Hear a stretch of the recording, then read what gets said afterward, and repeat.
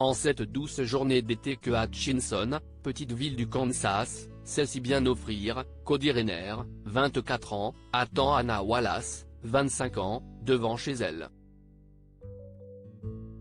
Il a appelé ses parents et les a informés qu'il passerait la chercher pour déjeuner chez Giant, un restaurant du sud de la ville qui fait les meilleurs cheesecakes du comté.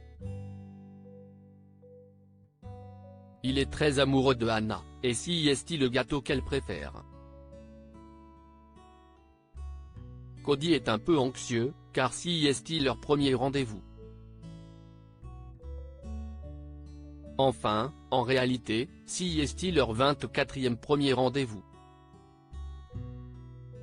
En effet, Anna Wallace n'est pas une femme comme les autres. À 16 ans, elle a une première crise de convulsion. Les médicaments contre l'épilepsie que le médecin lui prescrit n'ont aucun effet. Les crises ont même pris une tournure effrayante, très effrayante, dit Anna. Plus elles se succèdent, plus ses pertes de mémoire augmentent. Je ne reconnaissais plus mes amis, et parfois même ma propre mère, avoue-t-elle. Cody et Anna se sont connus à la maternelle de Wizwater, leur ville de naissance. Ils se perdent de vue, puis se retrouvent tous deux au Hutchinson Community College. Ils commencent à se fréquenter et se lient de plus en plus amoureusement. Mais Anna a régulièrement des crises et, à chaque fois, Cody redevient un inconnu pour elle. L'amoureux ne baisse pas les bras, et repart de zéro pour la séduire. Mais comment sais-tu que si est mon gâteau préféré? Si est de cette façon que, ce jour-là, ils se retrouvent à leur 24e premier rendez-vous.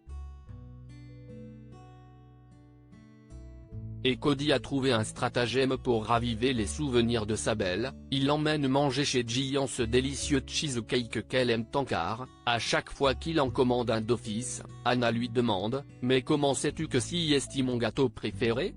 Et Cody répond toujours, en souriant, « Je ne sais pas, une intuition », ce qui enclenche une discussion qui la remet sur les rails de sa mémoire. Depuis, les crises se sont espacées. Bien prise en charge par les médecins qui lui ont diagnostiqué des crises psychogènes non épileptiques, CPN, et non une épilepsie, Anna reçoit les bons médicaments. Les jeunes fiancés ont donc pu se marier en juillet 2018, malgré une dernière crise d'amnésie, un mois avant le mariage. À présent, en compagnie de leur chien, Baloo, les époux vivent toujours à Hutchinson. Et, si leur histoire vous semble familière, si est qu'elle ressemble à la comédie romantique, Amour et amnésie, sortie en 2004, réunissant Drew Barrymore et Adam Sandler. Sauf que pour Cody et Anna, ce n'est pas du cinéma même si, comme dans le film, Cody photographie chaque moment de leur vie et les archive dans une boîte à souvenirs, afin qu'elle n'oublie plus jamais que je l'aimais.